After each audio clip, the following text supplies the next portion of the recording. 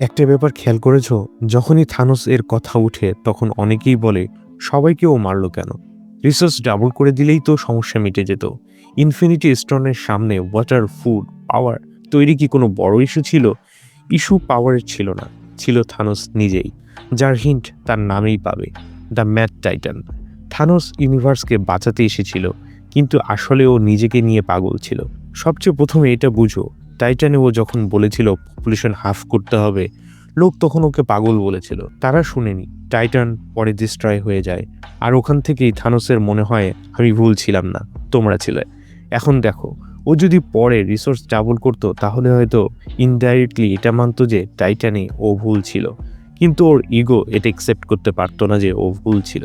তাই population half করা কোনো সলিউশন ছিল না, ছিল এক স্টেটমেন্ট, যেন ও ইউনিভার্সকে বলছে, দেখেছো, আমি সঠিকই বলেছি। আর এর সাথে আছে লজিক।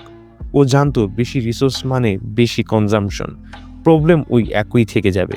তাই থানোসের ইগোইস্ট মাইন্ড এর জন্য পপুলেশন হাফ করাই সবচেয়ে সঠিক রাস্তা ছিল, যার কোনো ব্যাড কসমিক রিয়াকশন হতো না।